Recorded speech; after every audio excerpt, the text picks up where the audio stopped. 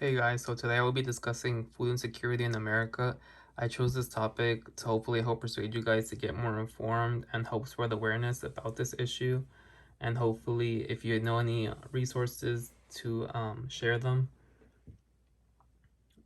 I chose this topic because um, it's a bit shocking that a lot of people in America go without food on a daily basis because at the end of the day, we are considered one of the wealthiest nations.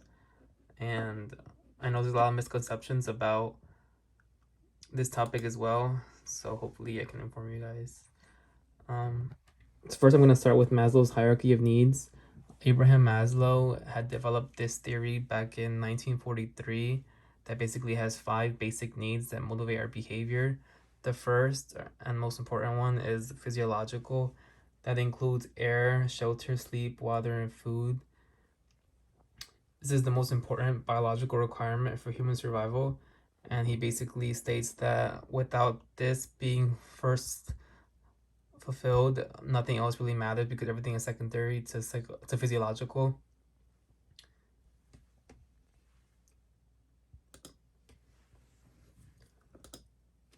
All right, so what is food insecurity? Food insecurity is defined as the economic and social condition of limited or uncertain access to adequate food. According to a 2017 U.S. Department of Agriculture survey, they concluded that 12.3% of households, which is about 41.2 million people, face food insecurity, and rates are much higher among children, approximately 13 million living in food insecure households, than among the general population. Basically, this is proving to the fact that food insecurity is a social issue in the U.S. that isn't being taken as seriously as it needs to be. It's not being prioritized, even though it remains widespread in communities across the U.S. And the biggest group being impacted by this negatively are children and older adults because they're the most vulnerable.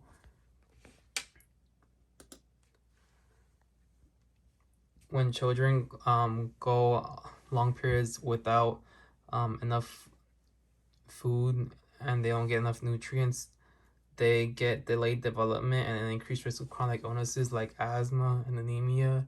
And they also get behavioral problems, which then lead them to be less alert or motivated to learn in school. And then seniors are another vulnerable group. Um, they're they actually, according to the National Foundation to End Senior Hunger, nearly 1 in 10, or about 9% of adults over the age of 60 experience food insecurity. And so this leads them to develop conditions like depression, asthma, and heart issues as well.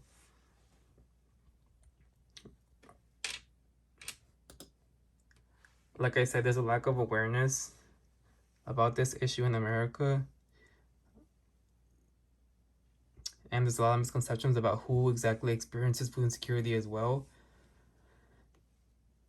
And according to a study conducted by Hart Research Associates, 65% of respondents believed that food insecurity was a serious national problem, but yet 66% rated food insecurity as a less serious issue in their own community than nationwide.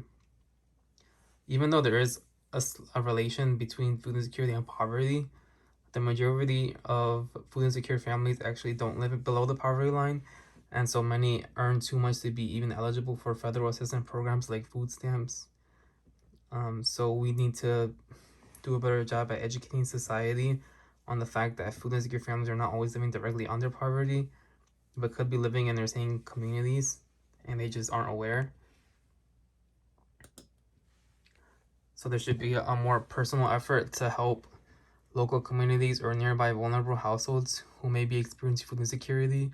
It's important to share any personal tips that you may have to improve financial management skills or gain trust to avoid them, to use coping strategies. Maybe donate money if you have it.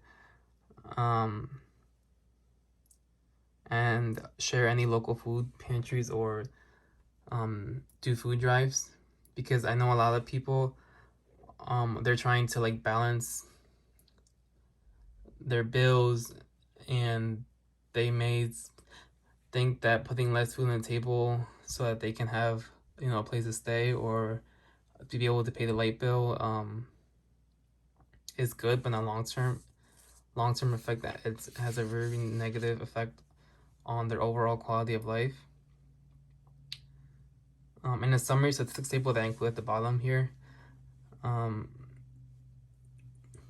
that was labeled probabilities of food insecurity, it was concluded that those facing trade-offs with utility bills have food insecurity rates that are 28.5% points higher than those not facing this trade-off.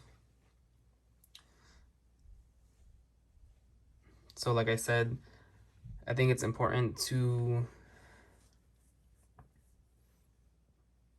encourage people not to try and balance these issues with each other, but instead to seek help. I know it can be a little embarrassing for them, but try to gain their trust, because at the end of the day, as a society, I think it's our responsibility to help our fellow community members who are in need, so that they can get enough food in their home to live an active, healthy life.